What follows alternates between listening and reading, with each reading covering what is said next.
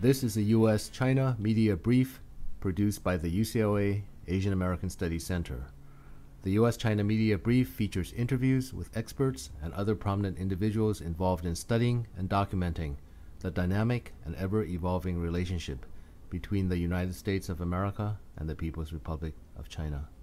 I'm Russell Leong, Director of the U.S.-China Media Brief of the UCLA Asian American Studies Center. You talked about the Chinese South Africans, but also about the influx of Taiwanese immigrants in the 70s and then later, after 94, more and more Chinese from mainland China.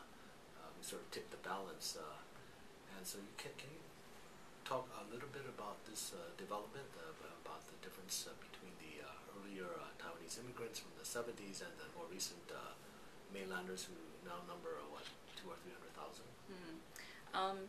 The Taiwanese started coming in because the apartheid government was under economic kind of duress at the time, and they started in the late 1970s, but mostly in the 1980s and the early part of the 1990s. But basically, the South African government was granting very generous incentive schemes to Taiwanese and smaller number of Hong Kong businessmen who wanted to invest into South Africa, and most of them came in and invested in the textile industry. At their height, there were probably about 30,000 Taiwanese. Interestingly, most of them ended up taking South African citizenship because it made business much easier, and most of them have since left again. They've emigrated. So now in South Africa you have about 6,000 Taiwanese or Taiwanese South Africans that have stuck it out, most of them have left again.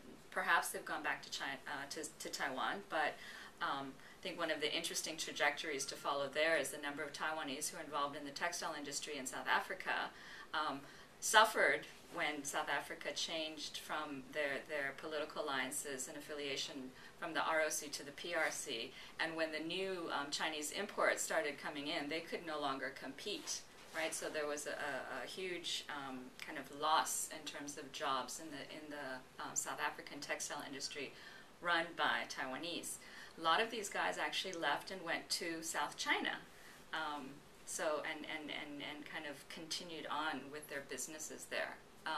So that's the Taiwanese. They're still around. Most of them are pretty highly educated. They came in as industrialists, as investors, or as students, but definitely kind of middle class, educated, professional, managerial class of people. From the late 1980s and then in increasing numbers in the 1990s, there's been a new influx of migration from mainland China. The first kind of wave of the migrants from China were also educated. Some of them came in with the state-owned enterprises or Chinese kind of trade delegations. And after a 2 or 3 year contract, many of them decided to stay and see if they could make it, because South Africa is a fairly easy business environment, inexpensive to start new businesses. Following on their heels, huge numbers now, with respect to, kind of relative to existing numbers of Chinese. So now, the estimates are between 200,000 and 300,000 new immigrants from mainland China. The vast majority of them, especially in the last decade, are from Fujian province. And there you have a very different kind of class, educational level of people coming in. And with the markets being saturated in the major cities, you have people spreading out and going into small towns throughout the country. So now when you drive around wherever, whether you're driving from Johannesburg down to the Cape, in every single small town you'll see at least 1 or 2 or 3 little China shops that are selling inexpensive consumer products for typically the poorest end of the market.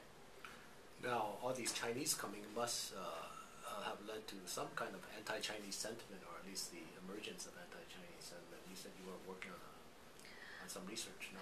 I'm working on a paper and some research with colleague Barry Southman from Hong Kong University of Science and Technology, and we're looking at 5 countries in southern Africa: South Africa, Namibia, Lesotho, Zimbabwe, and Zambia.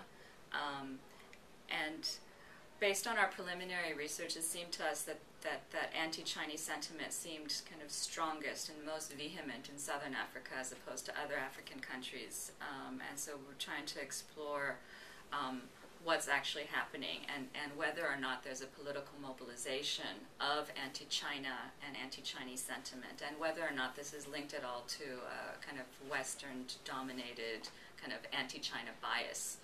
And what we found so far, and the research is ongoing, is that in each of the countries there are very different kind of circumstances and dynamics.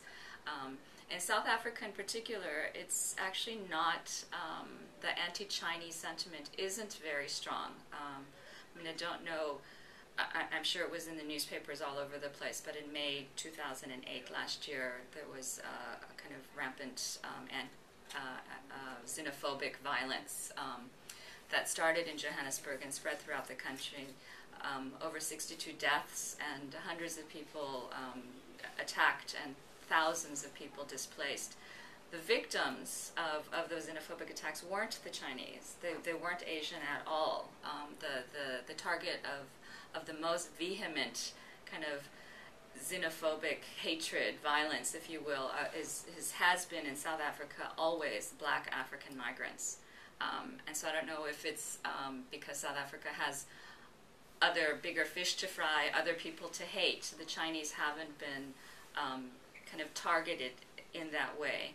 Having said that, there is a rising level of tension, frustration, if you will.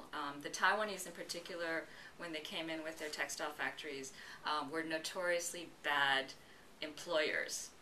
They kind of abused all kinds of labor laws, mostly women, of course, employed in these textile factories, and these were sweatshops par excellence. There were horrible stories coming out. And again, because South Africa most South Africans can't tell the difference between a Taiwanese or mainland Chinese or a Korean. We all get lumped into one kind of group. And so there are some tensions and frustrations. But as part of this research, I've also started implementing a survey of African perceptions about the Chinese. And we've done about 300 of these so far. I've kind of taken a preliminary look at about 100 of them. And so far it seems to me that in South Africa, views about the Chinese are fairly balanced. People say that the Chinese are cheap, they don't want to pay, their products are cheap and inexpensive.